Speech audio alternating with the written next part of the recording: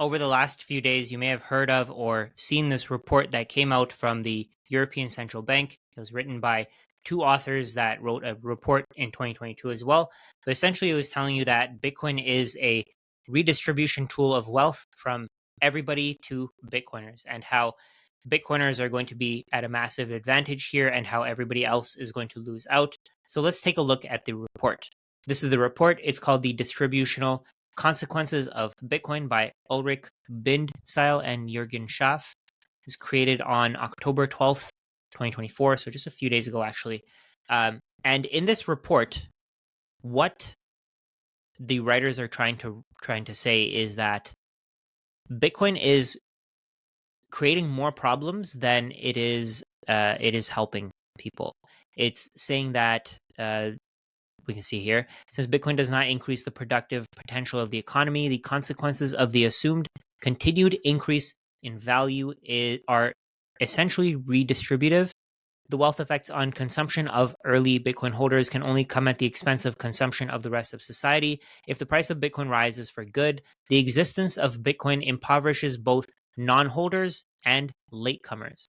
While previous discussions on the redistributive effects of Bitcoin assumed that badly timed trading was a necessary condition for losses, this paper shows that neither poor timing of trades nor holding Bitcoin at all are necessary for impoverishment under a Bitcoin positive scenario. So the writer, this is a 29-page report. I don't want to go through the entire thing. So the writer actually did a great job by writing a tweet that explains all of his thoughts pretty well, I guess. So this is the writer. His name is Jurgen Schaaf. I'm going to go to his LinkedIn page. I'll just show you who he is just before we go into what he has to say. So he's an advisor to the senior management of the market infrastructure and payments business area of the European Central Bank. Before he was counselor to the executive board of the ECB until 2014, he was also secretary of the Single Supervisory Mechanism project team. So he's had some great jobs.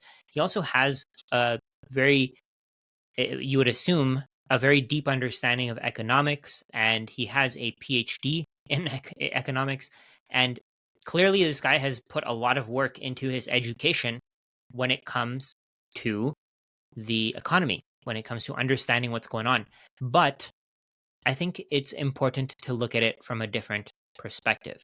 So let's take a look at this quote that somebody told me. So it says, "It's difficult to get a man to understand something when his salary depends on his not understanding it." In this case, we have an economist who's getting paid by a central bank that creates money out of thin air and gives it to them, gives it to this economist. So of course he's not going to like Bitcoin, because his job essentially becomes irrelevant on a Bitcoin standard, because central banks, first of all, can't print money out of thin air. Secondly, Bitcoin is something that allows free market principles to dictate everything. You don't have to rely on economists to tell you where things are going, because you know for a fact that when supply increases, price comes down. In the current financial system, it's slightly different. The prices of things, the amount of money that's in the system, is directly impacted by increasing and decreasing interest rates, by increasing and decreasing the money supply. And Jurgen is one of the people that advises the European Central Bank on certain things. The job of an economist is essentially to predict where the world is going and to tell the central bank, to tell the people that follow their information what to do. And his job is basically irrelevant on a Bitcoin standard. So let's take a look at the thread that he posted.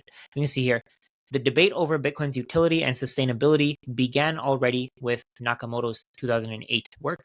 Many economists see Bitcoin as a speculative bubble that will eventually burst, leaving behind substantial social damage amid its high energy use and facilitating illicit payments. To believe this in 2024, I think you have to be either a little bit stupid or you just don't understand what you're talking about. Because if somebody were to facilitate, let's say, a payment for some kind of drugs or some kind of, let's say somebody were to pay a hitman with Bitcoin, and that hitman gets caught and their wallets get taken and searched up, and somebody tries to figure out where the money that they got came from, who was the one that was hiring them. they can track your transaction. They can see that you made this payment to this person. And if at any point in the future you become publicly well known as a person of this that owns this wallet, you're at risk of getting caught. So why would criminals take the risk of using Bitcoin to facilitate transactions when they know for a fact that at some point in the future they could get caught? That makes no sense to me. That makes absolutely no sense, because everything to do with Bitcoin is public. You can see the record of every single transaction that's ever done, every single transaction that's ever completed. You can see that on the Bitcoin network. You can see that in the mempool, in a blockchain explorer. You can see all of that showing up on a public ledger. So why would you want to make illicit payments using Bitcoin when instead you can use euros or you could use US dollars? Why not use something that has no trace, that can't be tracked, instead of using something that's designed to be tracked? And that's how the supply of Bitcoin remains at a certain level, because it can be tracked, because we can see when Bitcoin are created, we can see where Bitcoin came from. So that's essentially what Bitcoin is. Why would you use that network? Why would you use that network with transactions that can be traced all the way to when the Bitcoin was created? Why would you use that network to facilitate illicit payments? Okay, so the next tweet. Bitcoin supporters argue it's a valuable investment asset with the potential for continued value growth. Even latecomers, they say, should jump in, but our analysis shows a different story. So I was speaking with one of my friends who was saying how with Bitcoin there are no latecomers. It's not possible to be a latecomer with Bitcoin, because if you're adopting Bitcoin, it means that fiat currencies still exist. At a point, you won't be a latecomer. You'll just adopt Bitcoin straight out of the womb. You'll be using Bitcoin because that'll be the only form of money that'll be available. You'll be using Bitcoin from your very first transaction. So you're not really a latecomer as long as fiat currencies exist. At some point, everybody in the world will use Bitcoin. And if you're adopting Bitcoin at this point, even if you're adopting Bitcoin when 99% of the world has adopted it, you're still early, because it means that somebody else is willing to accept fiat currencies. Unless it's forced on you, maybe at that point you're a latecomer. But before that, you're very early. Even today, you're extremely early, because Bitcoin will eventually go to $100,000, $1 million, $10 million, $100 million, and it'll keep rising. Next one. So we can see here, even if Bitcoin prices keep rising and the bubble doesn't burst, the wealth gains by early adopters come at the expense of latecomers or non-holders, leading to significant redistribution effects. Okay, there's a lot to break down here. I don't think that Jurgen really thought before posting this thread, and as I go further into it, it makes it more obvious, because this applies to everything. This applies to stocks. This applies to real estate. This applies to collectibles. This applies to art. This applies to gold. If you weren't collecting gold 5,000 years ago, you're a latecomer. So when you buy gold, your wealth is being redistributed. When you adopt an asset early, of course you're going to take advantage of it. Of course you're going to get financial benefits. And of course, you're going to be benefiting at the expense of people who don't hold it, because that's just how it works. It works for real estate as well. Let's say if you didn't buy a house in 2008 when prices were extremely low, or 2011, somewhere along those lines, when the great financial crash happened. If you didn't buy houses back then, it means that somebody else is able to take your wealth, and your wealth is being redistributed to those people, the people who actually did buy those houses. So does this mean that we should stop using houses? Does this mean that the free market shouldn't determine what the price of houses should be? I don't think that that's the conclusion that you should come to, because that doesn't make any sense. How else do we determine the price of housing? This tweet here just shows you that there's so little research done on this guy's part, and it's just a way for him to I don't know, maybe this is how he gets paid. Maybe he gets paid for writing articles. And then the next tweet says, it's like filling a big barrel by draining water from many buckets. The latecomers have to give up for the benefit of early birds. This applies to fiat currencies as well. When the US government borrows more money, what it does is it steals value from anybody who's saving in dollars, and it redistributes that value to itself. That's exactly what fiat currencies are designed to do. Fiat currencies are designed to be printed at will so that governments can continuously run a deficit. And that's exactly this is exactly what's happening there. So what governments do is they print money, they decrease the value of everybody saving in that currency, and then they use that money in the economy and they increase the prices of everything else. They add more money to the economy. They make everything more expensive for everybody who's saving in their currency. Okay, next one. This redistribution isn't just a matter of bad timing in the market. Early holders' wealth and consumption rise while others get poorer, regardless of whether they ever own Bitcoin. So, does this mean that people who invested in Apple stock early are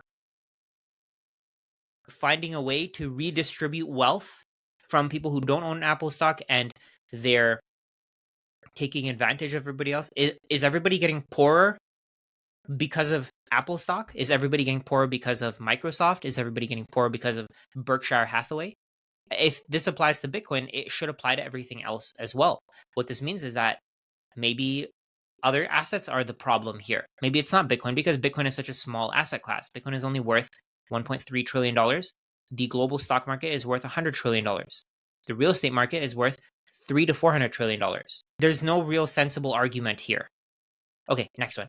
Bitcoin doesn't alter the economy's productive potential. If at the same time Bitcoin wealth is sizable, then higher consumption of early investors must be at the expense of others. So does this mean that the people who own houses, the people who bought houses, the people who took the risk of buying houses in 2008 did it to impoverish everybody else? Are they the reason why Gen Z can't buy houses? Are they the reason why a lot of millennials can't buy houses? Are they the reason why a lot of Gen Alpha won't be able to buy houses? I wouldn't blame them. I don't think it's their fault. They took a risk. They bought a house when the value could have gone lower.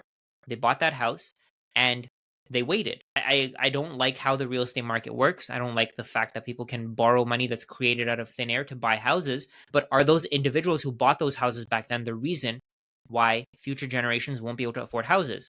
You can't really blame them. The system is designed to work this way. And that's exactly what it is for Bitcoin.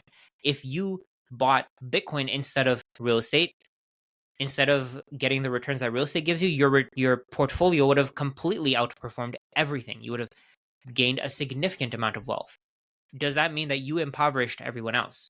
Not really. I don't think that it works that way. But let's go to the next one. In a theoretical scenario of ever rising Bitcoin prices, this wealth shift will be a lasting legacy, with early adopters' luxury consumption financed by the diminished consumption of those who missed out. If you apply this exact same way of thinking to real estate, it's the exact same scenario that you're in. When real estate investors can borrow money against their real estate properties, does that mean that they're taking advantage of everybody else? Their luxury consumption is financed by the diminished consumption of those who missed out. So if one person can't buy a house while somebody else is buying 30, 40, 50 houses, does that mean that the person buying 30 to 40 to 50 houses, their consumption is financed by the person who can't buy a house at all? Of course it does. Exactly the same thing. So instead of just pointing at Bitcoin, why not look at the rest of the system? Next one. Societal impact is real. Missing out on Bitcoin is different than just a lost opportunity. It means an actual impoverishment compared to a world without Bitcoin. I get this. I understand it. But I want to look at this from a different perspective. So if you couldn't buy Bitcoin in 2009, your life wasn't materially impacted. Of course, you don't have a certain amount of savings that maybe you could have had. But if you just ignored Bitcoin, if you ignored Bitcoin today, I think you wouldn't be that much worse off than you were in 2009. Of course, you would get those financial benefits. But let's look at this from a different perspective. Let's say if you couldn't buy a house, you are directly impacted by the fact that there's a small group of people that are hoarding as many houses as they possibly can. That is real impoverishment. Either you have to live in a homeless shelter, you have to live on the streets. So when somebody doesn't have Bitcoin, when they don't get exposure to Bitcoin, of course, there is some loss in purchasing power, but not being able to buy a house is a lot worse. And that's what Bitcoin fixes. It stops people from having to buy as many houses as they possibly can in order to save money so they can just park their money in that house.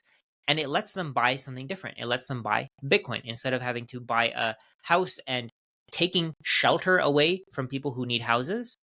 What these investors can do, what these massive savers can do, is they can just hold on to Bitcoin and not impact anybody else. So I think Bitcoin is actually a good thing compared to people buying houses. Savings have to go somewhere. they could go into currencies. If the currencies actually maintained their value, they could go into the currencies, but clearly currencies don't maintain their value, and that's a problem. So what people have to do is they have to buy houses, they have to buy stocks, they have to buy bonds, they have to buy paintings, they have to buy whatever they can to store their value. Bitcoin is just a new way to do that, and Bitcoin can be accessed by anyone in the world from anywhere in the world. Bitcoin is, of course, it's a lost opportunity. You won't be able to buy Bitcoin for $10,000, $5,000, $1,000 again. But will you be able to buy Apple shares for 50 cents? Will you be able to buy a house for $1,000? Will you be able to buy a house in Toronto for $800 or $80 or whatever the price was back then, 100 years ago? It's the same thing. What this is doing is it's just redistributing value from the old financial system into a system that's more fairly created for everybody. It's a system where the money can't be printed out of thin air. And that has to happen at some point. I think what Bitcoin is going to do is it's going to break the old system, and it's going to redistribute all of the value that was stored in stocks, in real estate, and it's going to move that to the Bitcoin system. Maybe the value of most stocks has to be completely reassessed at a much lower price in terms of Bitcoin. And maybe that's the future we're going to. But the way that I see it, Bitcoin is just another alternative for savers. Let's go to number 9 here. This wealth redistribution could destabilize society. I think society is already being destabilized by people using houses as a store of value. When somebody can't afford a house, when younger generations can't afford a house, it means that they can't start a family, they can't be stable, they can't build for the future, they can't save. They have to continue paying rent to people whose houses they have to rent. And those people who are owning those houses that they rent out to everyone else, they're, of course, taking a benefit from it. They're able to live a life of luxury while their tenant has to struggle to make ends meet. Latecomers, though unable to pinpoint the cause, will feel frustrated as their purchasing power erodes. Okay, latecomers to Bitcoin, like I said before, there's no such thing as a latecomer to Bitcoin. You're always going to be early to Bitcoin as long as fiat currencies exist. If we look at it from the perspective of savers in the euro, let's actually take a look at that. I have a tab pulled up here. If we look at it from the perspective of somebody who saved in the euro, they would have lost 44% of their purchasing power. The euro has lost 2.12% per year, meaning that even though we've become better at making things, even though we've become more productive as a society, the value of the euro, you're able to buy fewer things. The value of the euro has dropped, even though we got better at making things. The value of the euro has dropped by 43.213%. It's dropped significantly, even though we've gotten better at making things. So are you worse off by holding the euro, or are you worse off by being a late adopter of Bitcoin? I don't think that there's even a comparison there. The supply of Bitcoin is guaranteed to stay the same, which if you think about it from the perspective of most people don't have Bitcoin and most people will want exposure to Bitcoin, if you look at it from that perspective, you know that Bitcoin's price will increase, but nobody can guarantee that, of course. What if half the world's population dies? What if there's I don't think something better can come up. I don't think that we can use something that already exists as a alternative to Bitcoin. I think the only thing that can happen is if a lot of the population dies, then of course Bitcoin's price will have to be revalued down. The ultimate value will have to be revalued down. But the point here is that fiat currencies will continue to be printed forever. So in terms of fiat currencies, no matter what, the price of Bitcoin will always increase. So even if you're a latecomer, your purchasing power is going to increase over time. So even if you buy Bitcoin at $100,000, eventually that Bitcoin will go to 200,000, then it'll go to 300,000, 500,000, then a million, then 2 million. So even if you buy at 100,000, you'll still be early. Even if you buy at a million, you'll probably still be very, very early. Even if you buy at $10 million, I'm willing to bet you that within 4 years, your purchasing power will have increased significantly. Your purchasing power will have increased massively within the next 4 years. Maybe would have doubled in that time. No guarantees, of course. We don't know if the European Central Bank will suddenly stop printing money. I don't think they will. Maybe they'll smarten up. Maybe they'll stop printing money because they know that people are leaving the euro for Bitcoin. Maybe they'll stop printing money and maybe Bitcoin's price will stop rising, but I don't think the chances of that are very high. Okay, next one. Bitcoin's value is also shaped by government policies. I don't agree with this. I think Bitcoin shapes government policies because Bitcoin is so powerful. Bitcoin will change how governments think, and that's already happening in the U.S. We can already see that. Paradoxically, this undermines Bitcoin's original goal of independence from public institutions. Not at all. Not at all. If you wanted to hold Bitcoin, all you need is to memorize 12 or 24 words. If you can memorize 12 or 24 words, if you can write down 12 or 24 words, if you can carve them into a plate, you can own Bitcoin, and nobody can stop you from doing this. How is anyone going to stop you from memorizing something? How are they going to erase your memory? They can't. So even if you tell your government that you don't have Bitcoin, even if you tell people that you don't own any Bitcoin, they don't know whether or not you do have Bitcoin because your Bitcoin can be stored in your memory. It can be stored in your brain. Bitcoin doesn't have to have a physical record to exist. It can be completely digital. It can be completely in your mind. It can be your memory, like I said. So we can see here, paradoxically, this undermines Bitcoin's original goal of independence from public institutions. No way. That's not the point of Bitcoin. The point of Bitcoin is to allow people to be able to transact without third parties. And that's going to continue no matter what. If you can have a wallet, you can transact with Bitcoin. You can transact with Bitcoin on the layer 1. You don't need a third party. You don't need a network of third parties. If you go to a layer 2, for example, you may need one third party that needs to confirm your transaction and make it happen. Maybe if you go with a Lightning network, a Lightning wallet, like Wallet of Satoshi, which is, I don't think it's a true Lightning wallet from what I know, but what you need is the creators to facilitate that transaction. But if you want to, you can choose to stay on the layer 1 and not use Lightning or layers on top. So this is again, it's irrelevant. It's not even a problem. Like I said, Bitcoin's value is not shaped by government policies. Government policies are shaped by Bitcoin's value. Over time, when Bitcoin's value increases, governments will adopt Bitcoin. Governments will try to make Bitcoiners happy.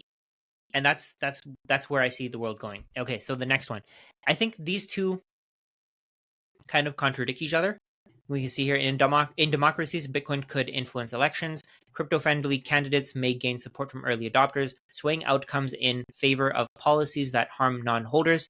So we can see here, he's trying to say here that Bitcoin holders are going to influence government policies.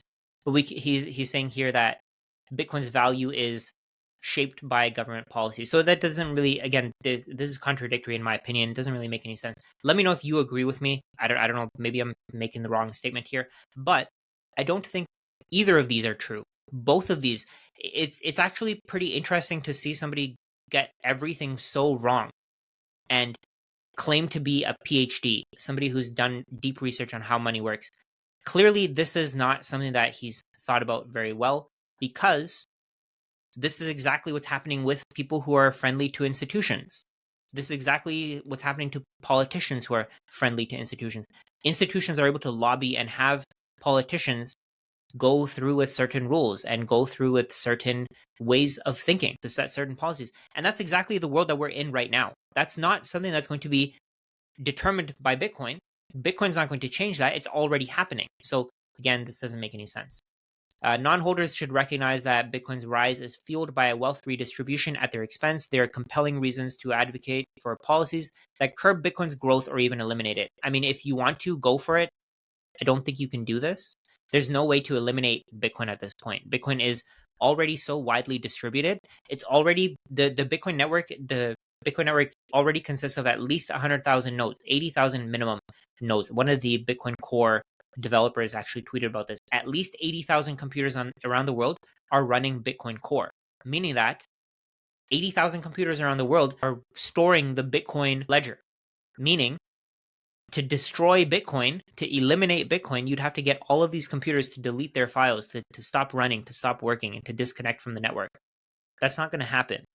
Bitcoin's growth comes from the fact that articles like this are written by people who haven't thought about what exactly is going on. This is fuel for Bitcoin's growth. This person, Jurgen Schaaf, seems to think that this article has done something to stop people from adopting Bitcoin. If anything, it's helped the distribution of Bitcoin. It's helped more people to look into Bitcoin. And if you have any sense of critical thought, if you can think for yourself, reading this massive article, this 29-page article, it'll show you that. I would say read that after. This is a pretty great summary of it, but it'll show you that this guy clearly has no idea what he's talking about. He hasn't thought of this issue very deeply. So let's keep going. The stakes are high. Pro-Bitcoin politicians could skew wealth distribution further, threatening societal stability if non-holders don't push back. Okay, I don't think, again, this makes any sense. Societal stability is already threatened, even though 99% of people don't understand or accumulate Bitcoin. 99% of the world has no idea this thing even exists. They don't care about it. They think it's a scam. They read articles from this guy, and some of them probably believe what he has to say. But once you really think about how Bitcoin works, the 99% would have already given all the pushback that they can. And over time, those 99% are eventually going to become Bitcoiners. So now let's take a look at something else. You see these two guys here, Ulrich Bindseal and Jurgen Schaaf. They actually predicted that Bitcoin could go to $10 million, which I find pretty funny. We can see here. Just finding it here. Okay, when you see here, they had a quote in this article. While the current market value of Bitcoin is in the range of USD 50 to 60K, it could be argued that any price for Bitcoin is equally plausible, including $10 million or more, as none of these prices has any particular economic justification or imputed basis. What this means is that Bitcoin's price can go up, and I actually agree with what they're saying in this. Bitcoin's price can go up a lot. Bitcoin's price can go up to $100 million. You can see here, price of $1 million per Bitcoin, as insinuated by Cathie Wood, would mean a market capitalization of close to 20 trillion US dollars, while Robert Kennedy refers to the future market capitalization as several hundreds of trillions, implying Bitcoin's valuation of at least USD $10 million. And I think it makes sense. I think it could happen. Why couldn't it happen? As long as the amount of dollars can keep increasing in the system, the price of Bitcoin can keep going up. So let's pay attention to what these guys are saying here. So these guys are in this they're saying that Bitcoin is a problem because the price is going to go up too much. The value is going to go up too much, so it's going to lead to a redistribution of wealth. Instead of saying you should buy Bitcoin, they're complaining. They're telling people that you're going to lose out because of Bitcoin. And they could have easily written this article saying, yeah, you should buy Bitcoin. Because of this, you should buy Bitcoin. Because of all these reasons, price of Bitcoin will go up. You should buy Bitcoin. You should get some exposure. Even if you get 1%, you should get some exposure. The same guys in 2022 wrote another article, Bitcoin's Last Stand. Amid the widespread fallout in crypto markets following the collapse of a major crypto exchange, the ECB blog takes a look at where we stand with Bitcoin. The value of Bitcoin peaked at USD $69,000 in November 2021 before falling to USD $17,000 by mid-June 2022. Since then, the value has fluctuated around US dollars 20,000. For Bitcoin proponents, the seeming stabilization signals a breather on its way to new highs. More likely, however, this is the key part here. More likely, however, it is an artificially induced last gap before the road to irrelevance. And this was already foreseeable before FTX went bust and sent Bitcoin price to well below USD $16,000. So these same two people said Bitcoin is going lower and lower and lower, and it's on its last stand. It's at its last gasp before the road to irrelevance. And the same guys wrote this article where they said Bitcoin's price is going to go up. And these are almost 2 years apart. Let me see here. November 2022 was the first article, Bitcoin's Last Stand. I strongly suggest that you read these. I'll put them in the description below. I strongly suggest that you read them. This one is October 12th, 2024. The second one, Distributional Consequences of Bitcoin. So to conclude here, I think this article, although it was meant to be almost a hit piece on Bitcoin and to sway people into thinking that Bitcoin is the problem, I think it's going to lead to more adoption. I think it's going to lead to more people reading about Bitcoin and thinking about what these people have to say, and then figuring out that Bitcoin is the future. I think they've unintentionally made Bitcoin even more valuable by writing an article like this. The European Central Bank operates because it can destroy people's purchasing power, and that's basically their business. Their business isn't to make profits. Their business isn't to make a product that people can benefit from. Their business is to create more money and to keep the economy stable. Their business is to keep prices stable. So even if the price of something should be coming down, what the ECB is going to do is it's going to print more money to keep inflation at 2 to 3%. That's their goal. Their goal is to steal your wealth. And if you're taking these clowns seriously, then honestly, you deserve to be broke. Study this thing before you start using this as your education on Bitcoin, as your way of thinking on Bitcoin. Before you start doing all that, study how Bitcoin works. I strongly suggest that you watch every single video that I've posted, read the Bitcoin Standard from Saifedean Ammous, read there are tons of books, there are tons of podcasts out there. Keep educating yourself. Instead of letting FUD like this, fear, uncertainty, and doubt like this, dictate your actions, study Bitcoin. And don't let go of it, because price is going to go a lot higher. Even in the article, they said that the price is going to go a lot higher. So don't be on the side of people who don't have an allocation, on the people on the side of the people who are broke because Bitcoin's price went up so much. Don't be on that side. Instead of complaining, accumulate Bitcoin for yourself and make sure that you're on the right side of history.